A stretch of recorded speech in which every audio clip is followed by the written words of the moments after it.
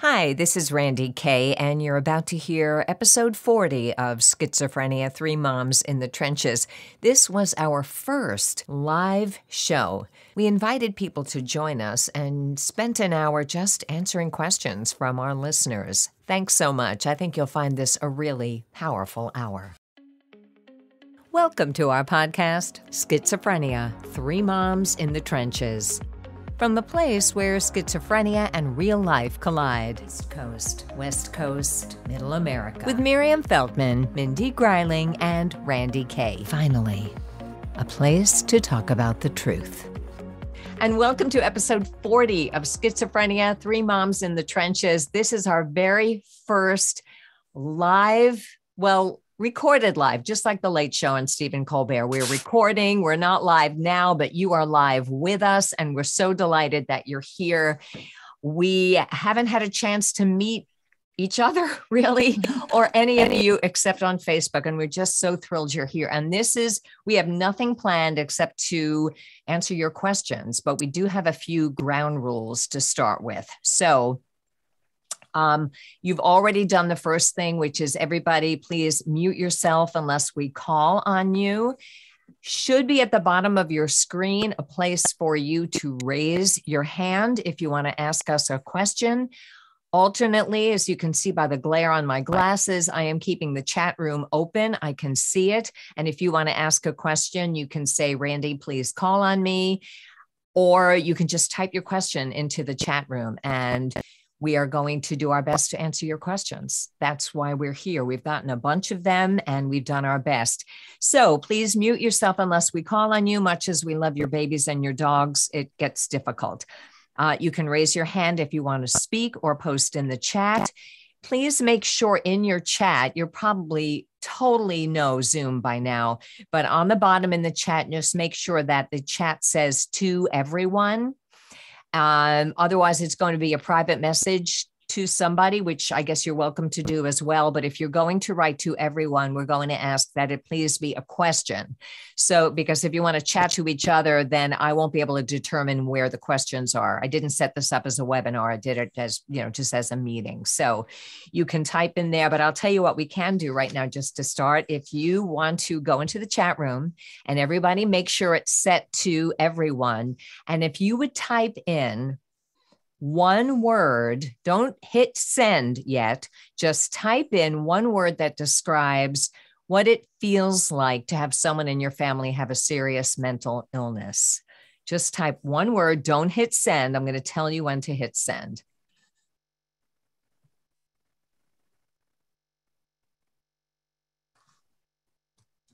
Okay, now everybody hit send all at once, go. So can you see the chat room? So Mimi, it's hard to hear you. So I'll read the trapped, challenged, frustrating, sad, devastating, nerve-wracking, sad, tired, chaos, sorrowful, challenging, disheartening, devastating, and exhausted. And boy, do we feel you. I know you know our podcast or you wouldn't be here. So thank you. I hope that we can do our best to answer your questions.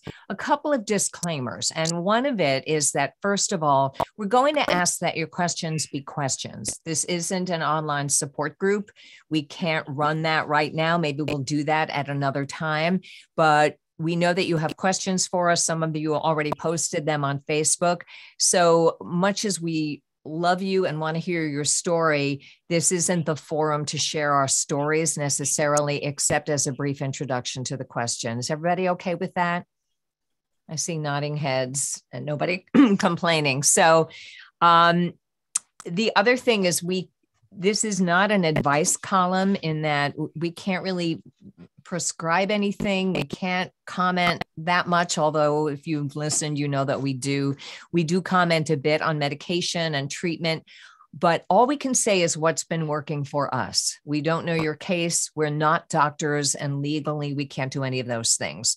So with that in mind, I just want to share a couple of things. I want to thank you because we hit over 30,000 downloads, and that's very, very exciting. And you are with us for episode 40, which is really exciting. And I wanted to let you know that our Facebook page, you're probably aware of it, but if you can let other people be aware of the podcast on our Facebook page, we've got 1,044 followers, and we figure we don't solicit, just we figure anyone who's there needs to be there. So we're glad. And if you're on Twitter, I don't talk about this a lot, but we're there, and it's Schizophrenia 3 Moms Trenches, but the Twitter handle is SZ for schizophrenia, the numeral 3 Moms Trenches. In fact, I'll just put it in the so Twitter is at SZ3 Moms Trenches. And we got about 8,000 followers over there. So look, Moms Trenches. Okay, well, that works.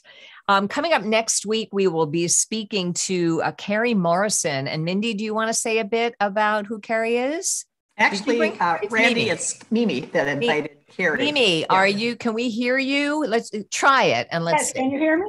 Yeah. Can you hear me? Is it working? Okay. She was my next across the street neighbor for many, many, many years. We knew each other to wave to, but she did not know Nick was sick. And after we moved away, she became a ferocious mental health advocate. And we re-met through a friend that we both have, and now are working together on things. And she is doing a lot to create housing in Los Angeles for homeless people. And she also works very closely with this city in Italy called Trieste, which has a very unique approach towards dealing with people with SMI, and it's fascinating. So she'll tell us all about that. Awesome. Thank you so much. And then coming up, I think the week after that, we're going to be speaking. A lot of people have asked us to speak about what happens if you grow up with parents who have schizophrenia or serious mental illness. So we're going to have 2 guests. One is a woman named Christina. She's from Canada, and she'll be joining us. And then a woman named Karen Kamba has just written a new book called The Snipers We Couldn't See, about being raised by her mother with schizophrenia. And she asked to be on the show. So we thought that would be a good show. So we got some good stuff coming up. And that is all I want to tell you. I want to get started. Now we do have some questions that came in on Facebook, but you guys are here, so I want to start with you. So if you have a question, please go ahead and type it in the chat room or just raise your hand. There should be a little thing along the bottom, and we'll call on you, and we're here for you. I'm going to start with one that was on Facebook, or if we can see you, you can literally just do this. Actually, Leah has her hand up. Leah? Oh, I don't think I can see everybody. That's why. Where's Leah? Okay, Leah, can you unmute yourself? Yep. Can you hear me? Yep. Yes. Hi. Hi, everybody. I'm Leah Brennan, and I'm actually here. My question has to do with, I'm a mental health provider, and I had the privilege of speaking with Mindy maybe a month ago.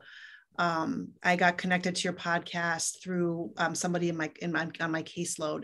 And I've been listening to the podcast for maybe 3 or 4 months, and I'm just so struck by your generosity of wisdom and time. And as I said to Mindy when we spoke, I feel very inspired to match your efforts in some way, shape, or form.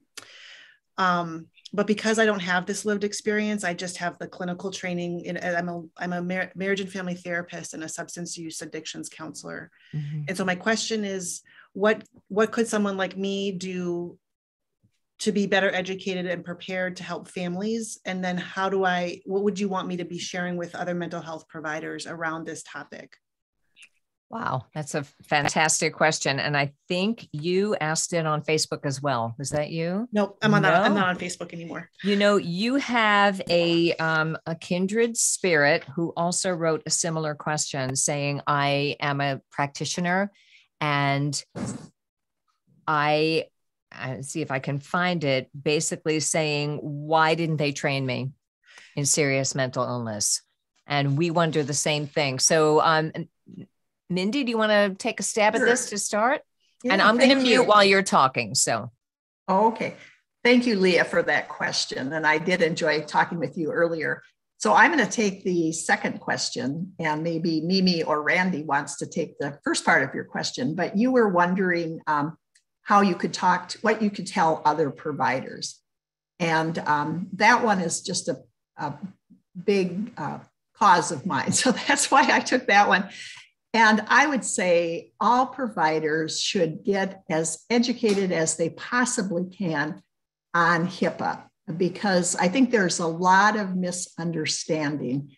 And everyone on this meeting here knows that mental illness is a family affair. You know, it affects everyone in the family.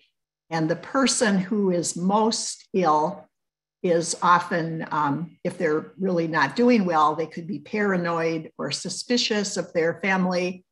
And also the whole mental health system often pushes the family away. And I always call people that are exuberant about HIPAA that they're kind of like HIPAA zealots because they don't understand it and they don't even talk to families as much as they could. And so you're a psychologist, so that makes it a little harder. I'm talking about also psychiatrists and other doctors. I think it's even harder for psychologists to not to share and talk to families. But I think if people like my son, if he's encouraged by mental health providers to include his family, then he does. And if the mental health providers are like, well, you know, we'd like to be able to talk to your doctor, your social worker, your this, your that. Is that okay? Is that okay? And then he says, yes, yes, yes. And then they get around to the family and they say, and do you want your family to know about this? You know, they kind of take it in a different tone and make it sound like, no, I don't think I do want my family involved, you know, because people are suggestible. So to me, that is the one thing that I think providers should know to do better. And there's no provider in the world that can take care of people like my son, like I can, and like my husband can. And they don't have time. They've got all these caseloads and they aren't around at night and on the weekend. And that's when things get exciting sometimes. So that's I'm going to contain myself to that one thing because I'm sure Randy and Mimi have other things as well. Yeah, so definitely I would say that really knowing what HIPAA is for, what it was designed to do and what it was not designed to do. It was not designed to shut families out. So, but often for safety and not getting sued, very often practitioners they're mistrained by their superiors as to what it is. So there are ways to include the family by really understanding what HIPAA is for. So and I will say that we're going to do an episode on how come serious mental illness is not a requirement in the curriculum for people who are studying school psychology, guidance counseling, therapy, and well, psychiatrists, I'm assuming they study it, because I know people who have their master's in school psychology and it was an elective. And when my son was in high school, if any of his well-meaning counselors had understood that this was prodromal symptoms of schizophrenia, I might not have liked to hear it, but it might have helped me to get him treatment sooner. And I think they just didn't know.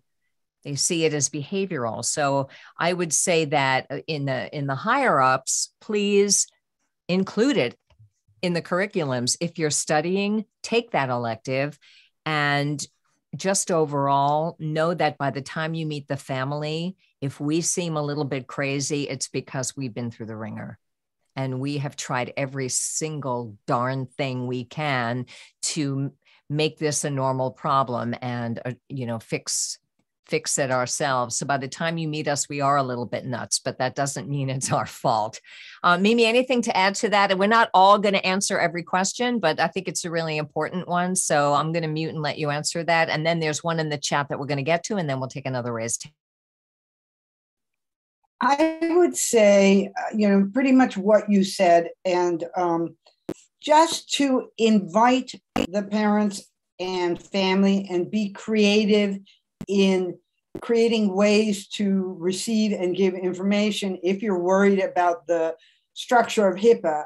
But also, if you look at the history of the HIPAA, nobody's ever been prosecuted for it. It's a thing that exists to protect people.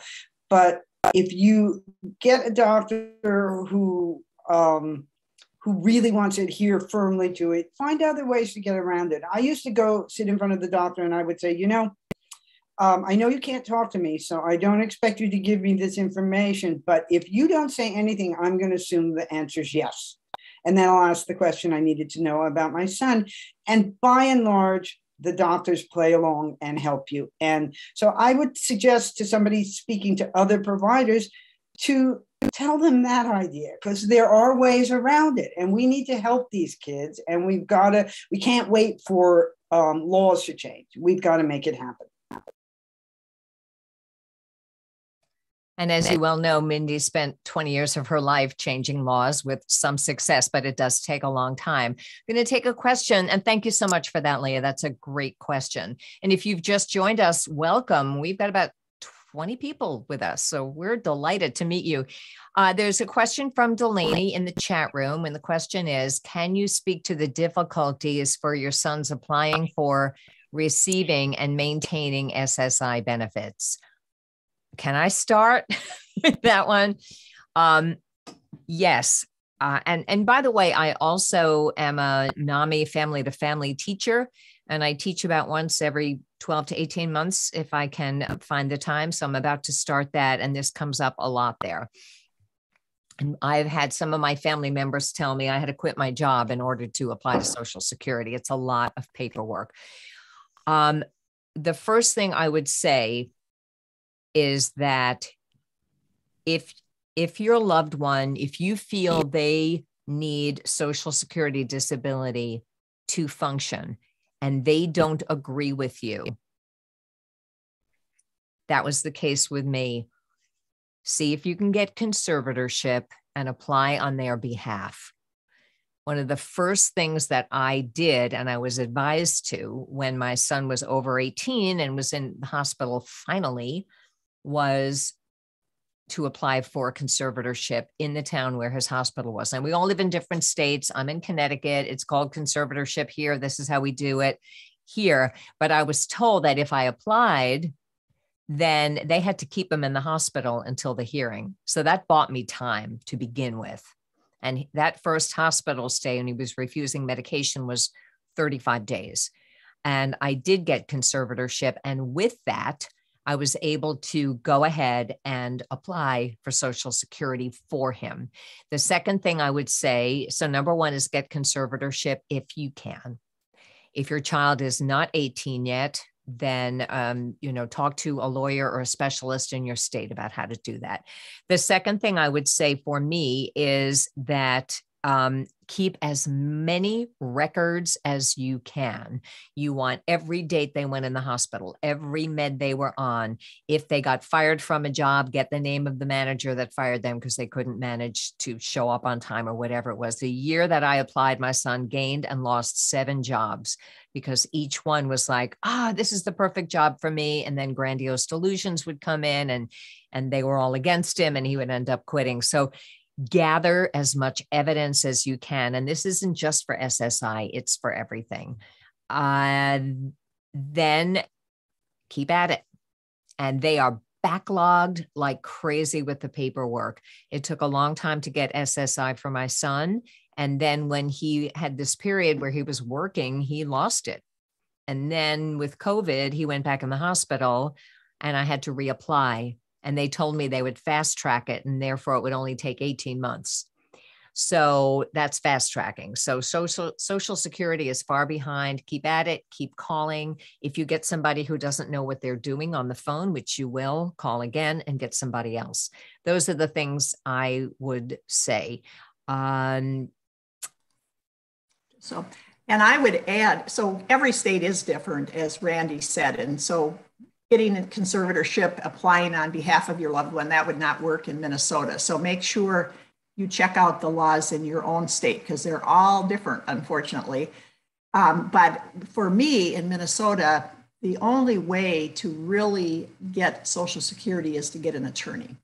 And the way that the law works here is the attorney, or the way the attorneys operate here, is they do the work, and then after your son or daughter or whoever gets SSI or SSDI, then they take the first 3 months of that person's payments for their payment.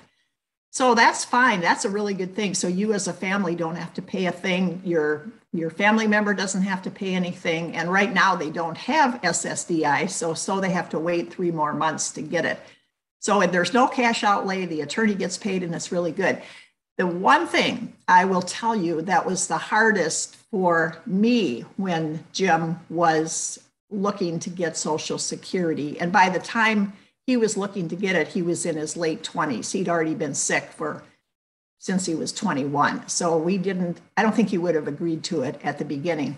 But by now he's agreed to it, and I'm the one that's balking. The attorney turned to me and she said, they're going to ask Jim, and if you're in the courtroom, they're going to ask you, will Jim ever be able to work again?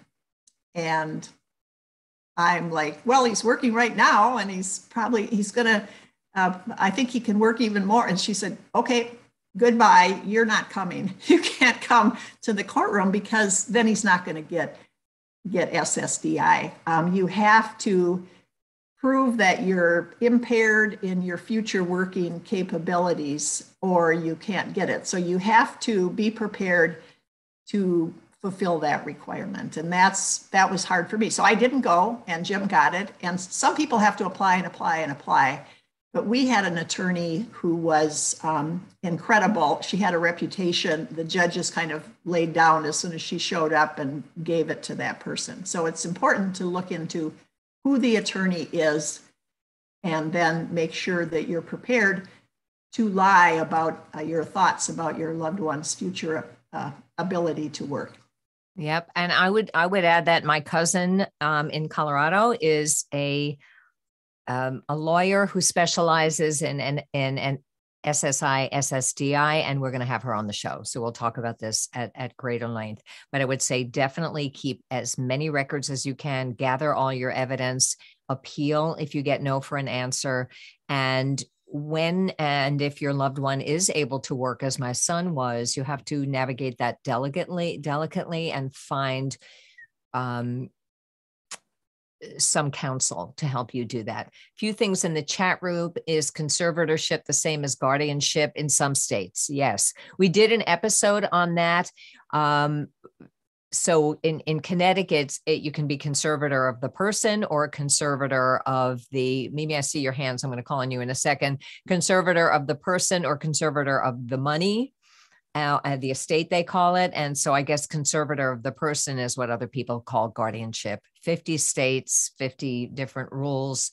Mary Jo says, HIPAA, I usually ask them at the nurse's station to have my son signed an authorization for release of information.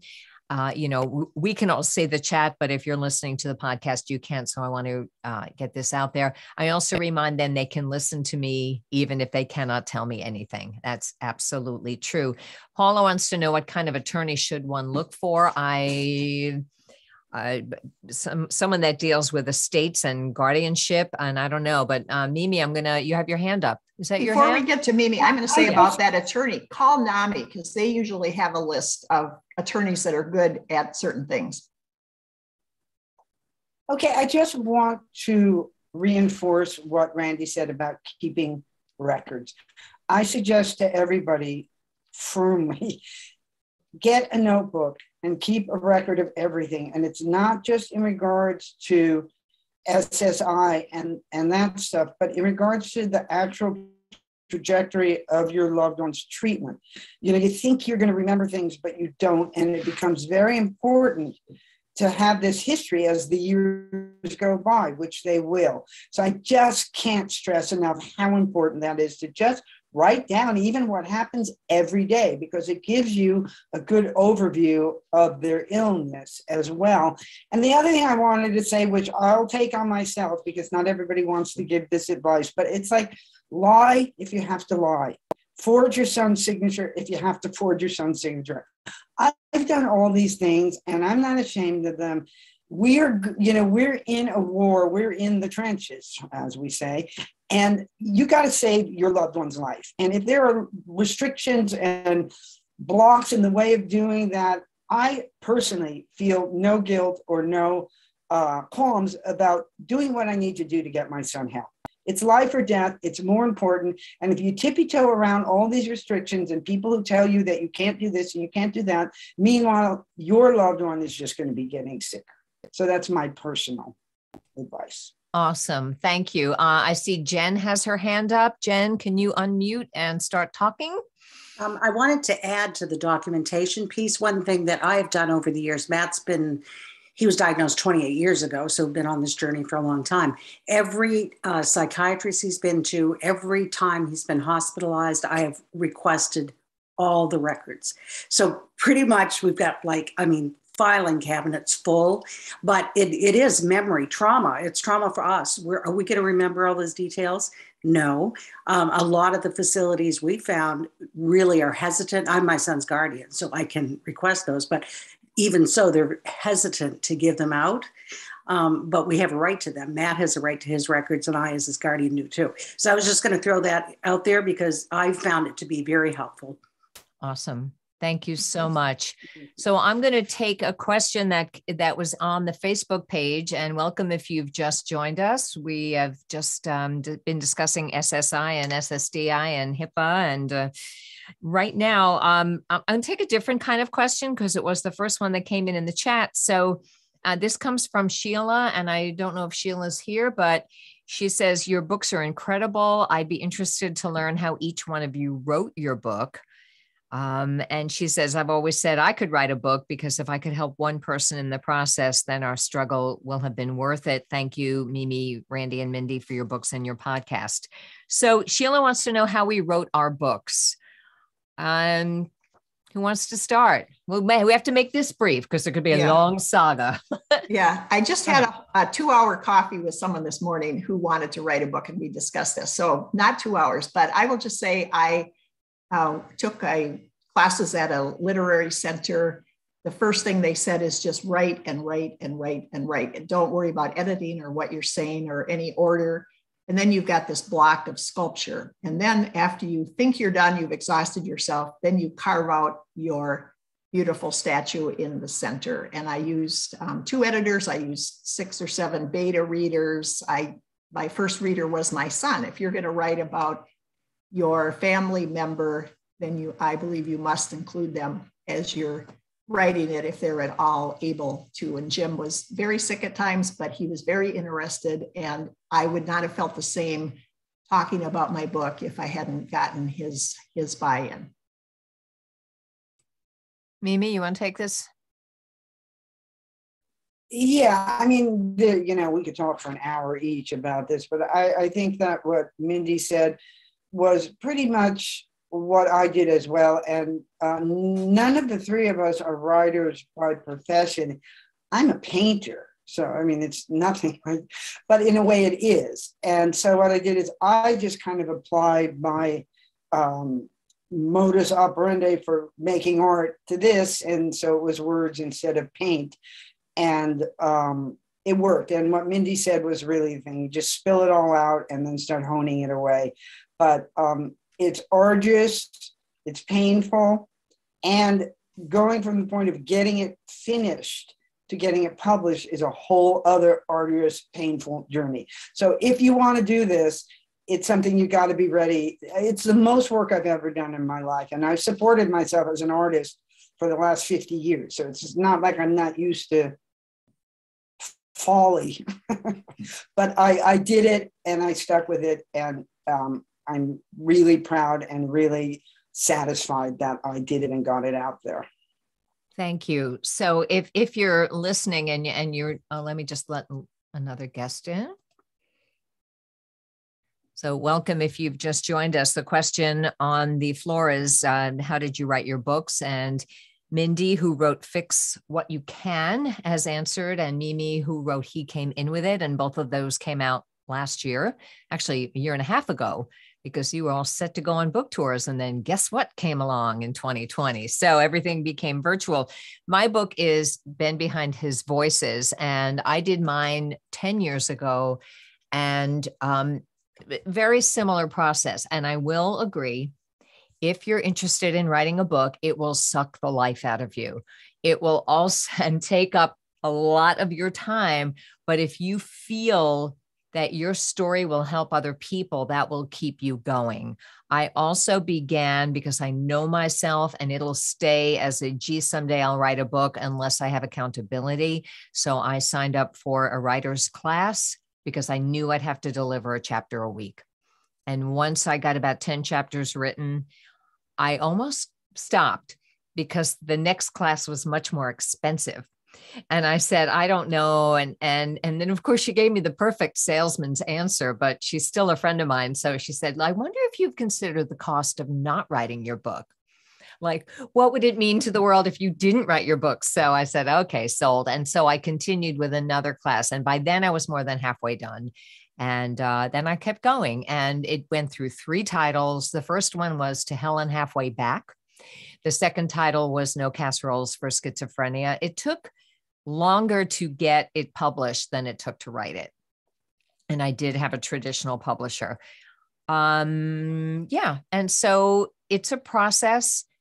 It is not cathartic, not for me, but it was the biggest research. It was like the biggest term paper I ever wrote, because I had to figure out what happened when, and 5 hospitalizations, and which doctor was that. And there was a lot of research.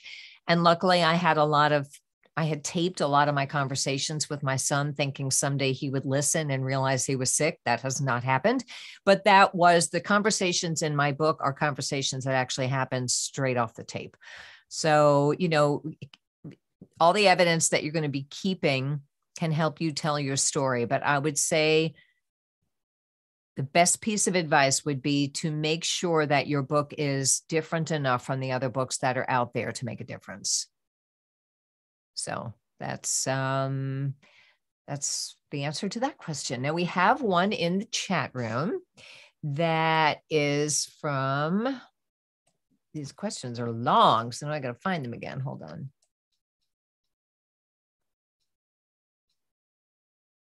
From Linda. Linda Sachs, and Linda, you're welcome to unmute and ask the question yourself, but since I put it in the chat, I'm assuming that's what you want. So wondering if you could speak to choosing a trustee for a supplemental needs trust. Do you have an opinion about an all-inclusive law firm that specializes in this area with social workers and advocates on the board, as well as lawyers? I worry, don't we all, about not only trust administration, but also interfacing with landlords and housing authority, et cetera. This goes along with a question we had on Facebook from Julie that said, I'm getting older and more disabled myself, constant worry and anxiety the whole time. Anyone have ideas? So we're all going to die one day, and what's going to happen to our kids if we're dealing with our children? So how do you choose help? That's a really good question. I will say I have a short answer, so I'll go first. In Connecticut, somebody came to speak at our NAMI group, and it was called Planned Lifetime Assistance Network. And a lot of people in Connecticut who have children with Down syndrome use them. And it is no membership fee, but you kind of let them know and put them in your will that when you die, that, obviously whoever's alive that can take care of your loved one. But if the worst should happen, I did not want my daughter to be in charge of my son's money. I did not want that in the way of whatever's left of their relationship. And, knock wood, they're doing very well and they love each other. I did not want her to be in charge of doling out his money. I wanted her to love him. And so I signed up for Planned Lifetime Assistance Network, PLAN of Connecticut, Plan of Connecticut. There may be something similar in your state. You'd have to ask an attorney if there's anything like that. But what they will do is, the part of my estate that would have gone into a trust in a bank for him or straight to him. His inheritance basically will go into this trust. And I have filled out a form, everything from does he get a birthday cake on his birthday to how much should we let go? You know, I mean, it's very detailed and very painful to write. I've also pre-planned and paid for my son's funeral, so that was fun. But for me, that seems the best. Other families may have a different. And my son-in-law is a lawyer, so that helped me to find, you know, he helped me find a lawyer that that specializes in these areas. I think definitely. So that's my answer. I got an attorney by going to a workshop at NAMI, Minnesota. They had an attorney there who gave a workshop on supplemental need trusts. And so we hired him. He was a father. The best attorneys are those who have somebody themselves. And so they take a personal interest in this area of law. So he had a child who needed a special needs trust. And so he was really good. And he did a very incredible job.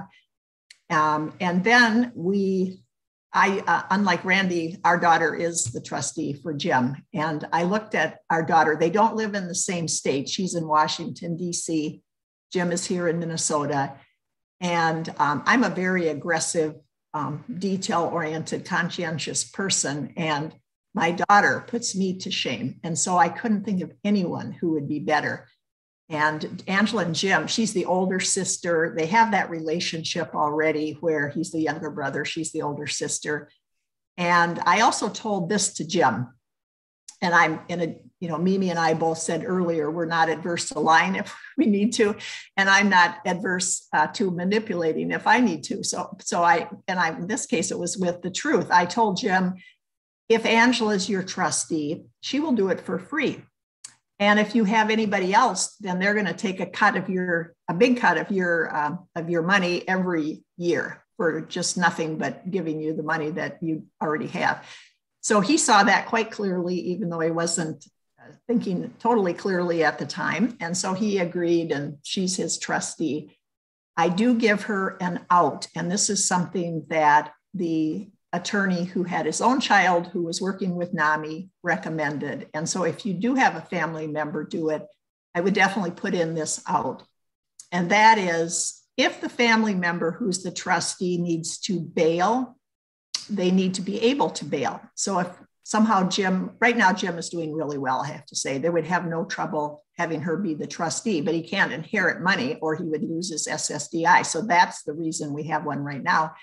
But if he somehow went off his clozapine and started using drugs again, then she would need to bail. And this is how we set it up. The bail is NAMI. As I said earlier, NAMI has a list of attorneys for almost anything you want. If you get into criminal court, we call NAMI, okay, Jim is in felony court, now what? And they give us an attorney or a list of names. And supplemental needs trust, try these. If you bail on your trust, if Angela can't deal with Jim, then NAMI will help her to find someone else. That's how we set it up.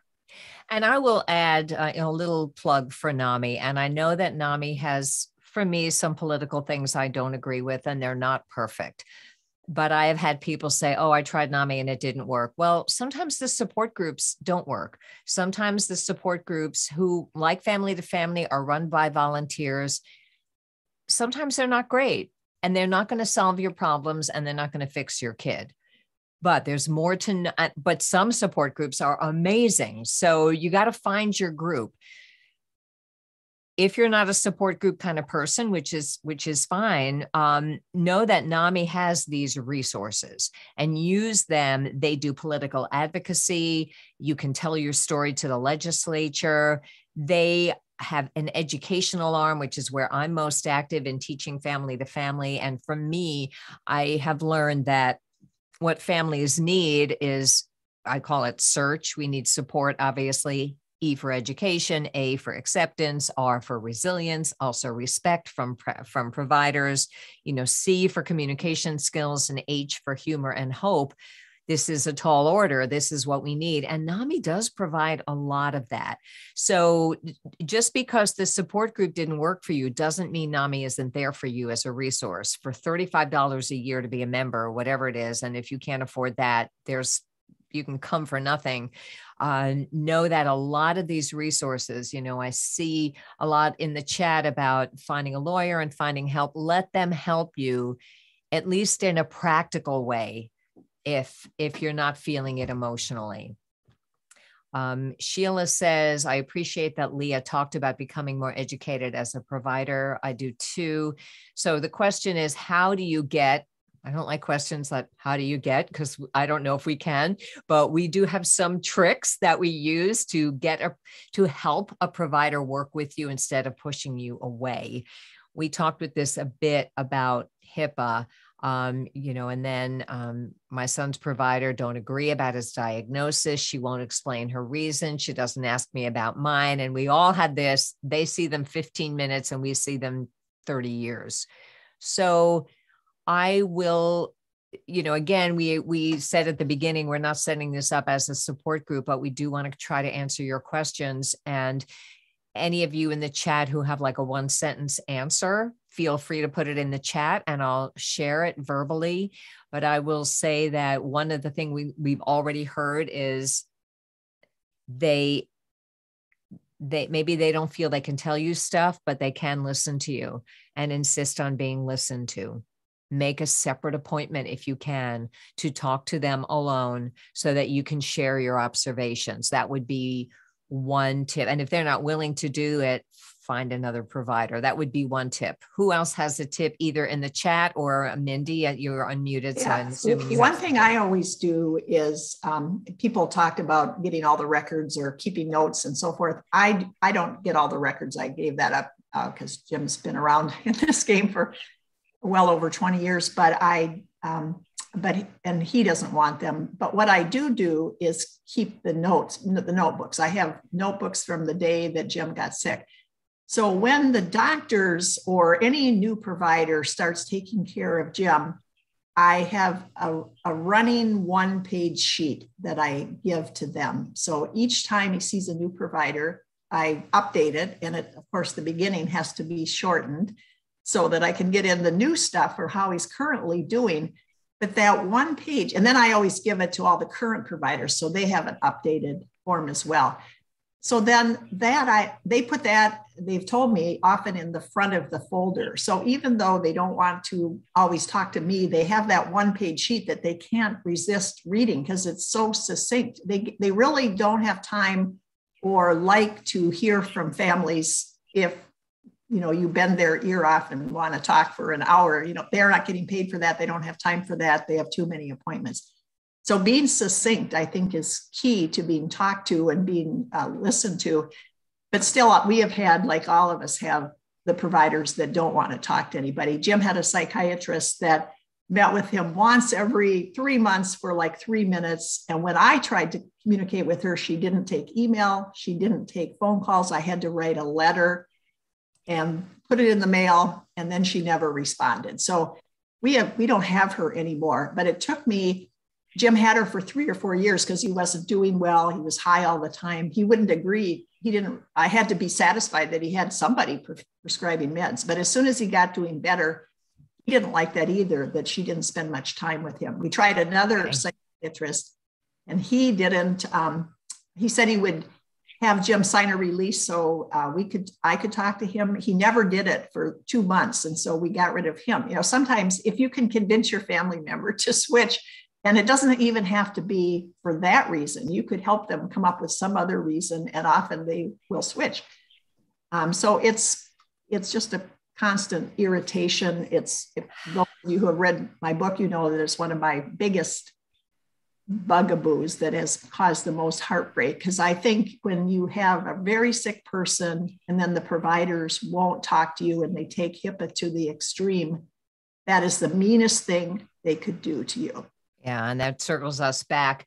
Mimi is going to talk about this next. I will just say what Barb shared in the chat, which is it is important, and we circling back to what we talked about earlier in the hour. It's important, if possible, to look for providers who are specifically trained in SMI, preferably network with other families to see who they use. So that's a good tip as well. Thank you, Mimi. Well, I would say, in Sheila's question, she said she won't explain her reasons and she doesn't ask me about mine. And one of the things that I found through 15 years of doing this is sending emails is very effective. And one thing that doctors all are concerned about is litigation. And when you send a doctor a missive with a subtext of, I am giving you this information, and if something horrible happens because you didn't pay attention to it, you are going to have liability, then they tend to pay attention. And I mean, again, I know I sound like the big liar, but I mean, I'm not talking about lying. I'm talking about like getting right down to it and getting the reaction or getting the attention that you need. Because like she said there, she spent 3 hours with him in his life, and I've been dealing with this for 11 years. We all can relate to that.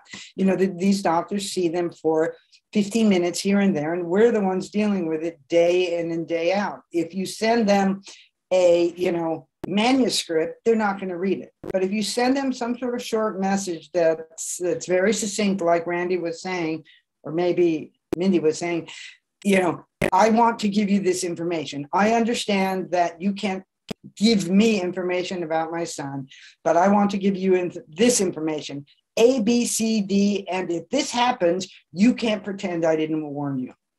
And it gets attention. So very good. I'm going to note that, first of all, we have about 10 minutes left because I want to honor your time, and it's an hour-long podcast. It's been amazing. We do have a couple of questions about medication, which I'm going to put to the side for a second. I want you to know that I hear them and I see them. But Lynn threw out a question here, which is, how has having a loved one with serious mental illness changed your life in good ways? I just thought that was an interesting question. And Mindy's looking down and Mimi is muted. So I'll start right now. And then Mimi, you can go right after me because I was making a note to myself about the person that wanted the one-page sheet. Okay. Yes. Somebody. Remember. So if you have actually, I'm assuming all of you are on our Facebook page. So somebody asked in the chat, could you, obviously not the details, but what specifically goes on your sheet?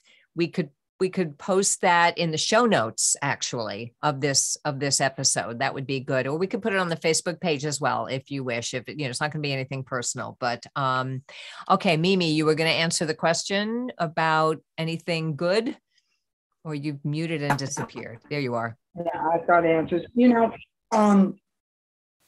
I was propelled into major life change by all of this, meaning how I looked at the world, how I dealt with being alive, how I dealt with all of this. And yes, this is the worst thing that ever could have happened. And if I could, I'd peel the skin off of my body to make Nick not have schizophrenia.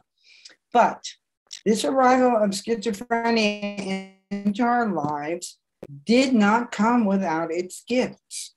I am so much better of a person than I used to be. And I don't mean I'm proud of myself. I mean, I'm a deeper, more understanding, more patient, more appreciative human being than I ever was.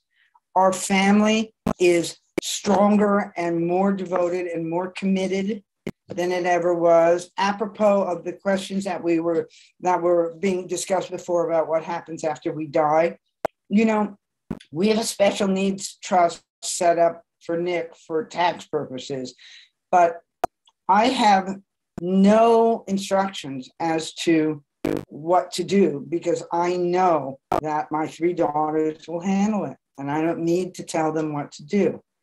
And what a gift. I mean, I've been thinking after what Mindy said about giving them a way out that maybe I need to do that. But I mean, I am not worried about it. And to have that sort of faith in other members of your family, it's a beautiful thing. And there's just, at this point in my life, if there's not blood or fire, I don't even blink an eye. And that's kind of a powerful way to live, where everything gets put into perspective and you don't sweat the small stuff. We all talk about not sweating the small stuff, but us here in the trenches, we really don't. I just don't waste my time worrying about anything that isn't important. And it's a real sort of cutting edge way to live. And I like it and I'm grateful for it. All of that being said, I trade it all in for Nick to be healthy, but I don't have control of that. Right. And I think that identifying and being grateful for the gifts that this brings is valuable. And Mimi gave such a beautiful answer. I'm just going to add one small thing because I agree with everything she said. The one thing I would add is I found out who my true friends are, and I made a lot of new ones. Okay. Those are amazing. And I will just add, yes, I agree. A friend of mine once sent me to a psychic astrologer as a gift. And I'm like, okay, sure, I'll go there. And, she wasn't too woo-woo. And she said, I just want to see what your chart says about your situation. So she knew about my son's illness because I told her. And near the end of the session, she asked me if I had any questions. And I said, I know that because my son got schizophrenia, I am more patient. I have understood who my true friends are. I appreciate ordinary moments like I never have before, like just the beauty of my son is currently in a good place today. And every Sunday he comes over and I pray that he seems coherent. And if he comes over, my daughter has 3 little kids and they adore him. And to hear him playing with the babies, that would be joyous anyway, but it's triply joyous because we've almost lost him so many times. And so I'm going to put a plug in. I answered the question about how I stay positive in my new book, Happier Made Simple. Choose your words, change your life. And there's a little bit about our story with schizophrenia in here because my go-to phrase is, it is what it is. Would I rip my skin off and put it on my son if it would make him well? I would, but I can't. It is what it is. So what can we do given what we've got? And, things like dabbling in mindfulness and dabbling in humor and dabbling in appreciation of other people have helped me a lot. So anyway, so when I said to the astrologist, but I don't understand why my son had to suffer for me to get the benefit of the journey. And she said, that's not how it works. It's your son's journey too. And I have never forgotten that. He's a big star in my movie of my life, but his life is his movie and I'm just a co-star in his life. And someday, at the worst of moments, I tell myself someday in heaven or in the light or whatever is after death, his soul is going to meet my soul and is going to go, I know you loved me the best you could and you did the best you could. And that is bottom of the barrel when I'm really having a bad day and we might lose him or we thought we lost him. I'll say, I will go to my grave knowing I did my best for this child. And all I can do is my best. And so that answers Marilyn's question a bit. Where do you find the energy to be such wonderful advocates for your sons, but for everyone with SMI? It's because we love our families. We're doing our best with the crap our kids have been dealt. And it helps me to help other people. That's that. It helps me to help other people. And for me anyway, I have the most energy when I am mad. And I think a lot of people do. negative energy drive. So I was a legislator for 20 years. And whenever you have a hearing on a bill that's controversial, the people that don't like it are so much more apt to show up. You know, you have to really prod those positive ones who support your bill to show up. But I had a bill on civil commitment reform early in my years in the legislature when Jim was first sick. If you've read my book, you know it took a while to get it passed. And we always had the negative people. So I think negative energy drives more than positive energy, unfortunately. But for me, then, when I'm advocating for Jim, I am really mad lots of times, really mad. And then I have endless energy. I could almost go for 8 hours. I get really tired afterwards, but that's my my ace in the hole. Anger drives. Awesome. And I know Mimi has a closing thing to say. We are getting near the end, but I want to acknowledge what Leah said in the chat. Leah is our provider on the line regarding a provider who resists family involvement. She loves the one-page idea. She is a family therapist, so she's not a prescriber. So she's reimbursed differently, but she says, I know the family members of my clients are the experts about their loved ones, and I'd be working at a deficit if I didn't glean as much information from them as was available. Leah, put your number in the chat. We all want to call you and have you be our practitioner. Scheduling a separate family session is always a good thing to ask for. So that is awesome. A few questions came in about medication. And I think if you've listened to our podcast, you know that right now, Jim and Nick are doing very well on Clozaril, and particularly with Dr. Laitman, who is very, very careful to prescribe it in combination with other medications that will help with the weight gain. I know we had some questions come in on Facebook about weight gain. And again, we are not doctors. All we can say is what we've learned. My son is currently refusing Clozaril, and to my great surprise, knock wood, he's doing great on Haldol, of all things. I am always looking out for the side effects, and they want to take him off the Cogentin and have him just have the injection. And I'm terrified, but that's his decision with his doctor. And, you know, but medication is not anything we can prescribe. All we can say is what we've shared. If you read our books, you know our sons have taken pretty much everything there is to take. And could I add, just talking about my experience, when Jim, before he got back on clozapine, because he was on it, then had to go off, he got agranulocytosis and then went back on it. But while he wasn't on it, the next thing that worked the best for him, not as good as clozapine, but the next was Haldol. Haldol and clozapine are two of the strongest drugs.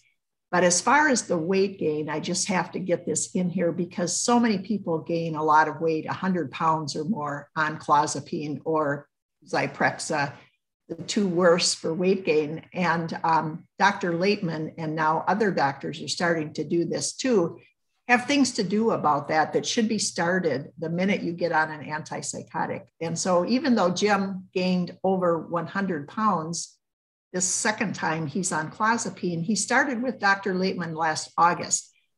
He's lost 70 pounds and he now has 30 to 40 to go, and he's losing weight every week following Dr. Laitman's protocol.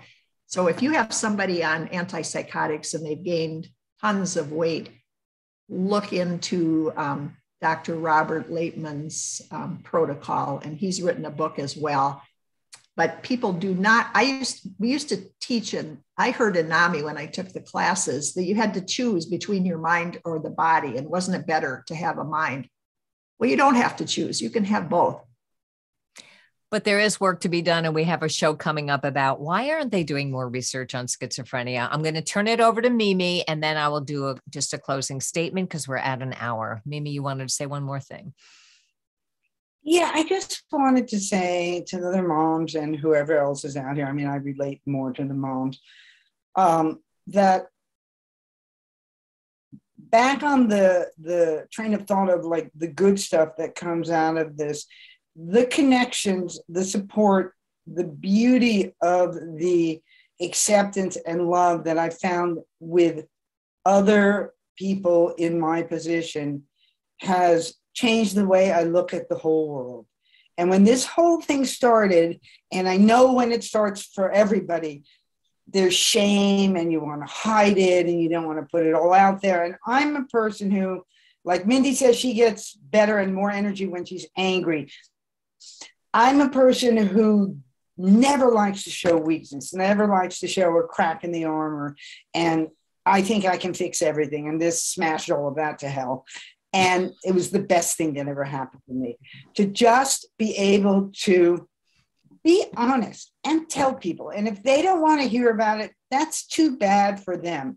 The way that we are going to change our culture, which is a culture that has created a system that does not want to look at or deal with people with serious mental illness.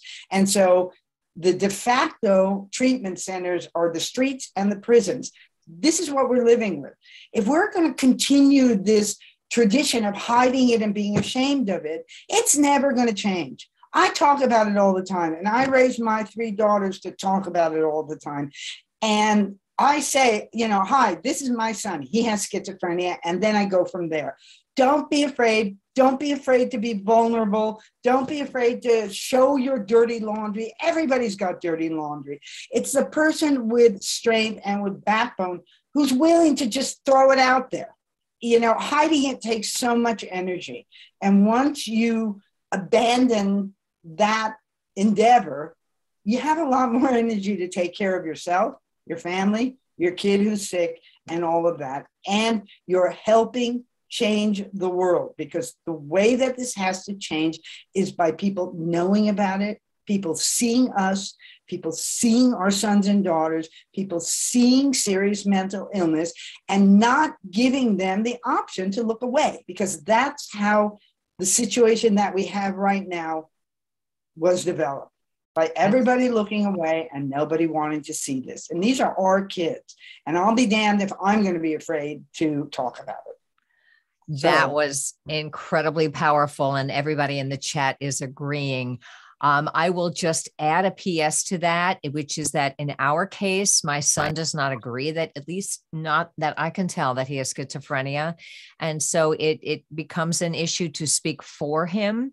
And so one way I have handled that is to say, you know what, we experience it differently. It's one of my favorite therapy phrases. I experience that differently. When I wrote my book, I was clear that I was telling it from my point of view, and he was welcome to write a book from his point of view, which he's been writing in his notebooks for 20 years, but I'm not worried. I did include his poetry in my book so that I could have an idea where his mind was.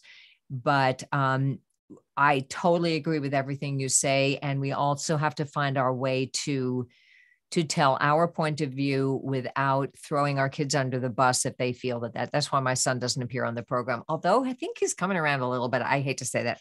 Anyway, what I want to say to everybody who joined us, it's 23 of you, and this has been one of my absolute favorite shows to do. And that's, I don't know, Mindy and Mimi, if you agree that this has been just so delightful. We're so happy you're here. If you would like us to do it again every 6 weeks or something, please put that out on our Facebook page. You know that you can always direct message us on Schizophrenia 3 Moms in the Trenches page on Facebook. Maybe we'll have different questions next time. And I'm so glad that, we will give you a chance to put anything you want to say in the chat at the end. And Jackie, thank you for your thank yous. Just like you have given us as much as you feel that we've given you. I think we've answered all the questions. Oh, somebody's coming in. She's an hour late. I hate to, hello, Robin, but we are ending, but you're welcome to, welcome to the group. And we are about to end the podcast, but you're probably in a different time zone, but I'm so glad you guys were here. If you want us to do it again, if you would do us the honor of telling anybody you know of that needs to hear, we don't make any money on this, by the way. This is not a moneymaker. This is just a give back to the world and help each other through kind of thing for us. But the more people that know about our podcast, we've got 40 episodes out there now. If it helps them, we want them to know about it. So invite them to hear our episodes, to join our Facebook group, to follow us on Twitter. Again, it's SZ3 Moms Trenches. It's in our show notes and everything. So, you can just honor us by spreading the word and keeping your questions coming in, and keeping the community alive by helping each other. And thank you so much, Mindy and Mimi. It's always, someday we'll do this in person, ladies.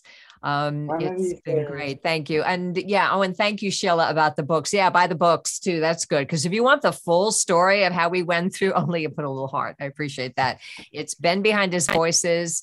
Fix What You Can. He came in with it. And my latest is Happier Made Simple. You honor us with your presence and your stories. And thank you so much. If you wish, before you leave, you can put a word or a sentence in the chat for how you felt about tonight. And we hope you'll come back. Thank you. Hey, thanks for joining us for this episode of Schizophrenia, 3 Moms in the Trenches with Randy Kay, Mindy Greiling, and Miriam Feldman. To get in touch with us or to learn more about our books, please visit our websites at miriam-feldman.com, mindygreiling.com, or randykay.com.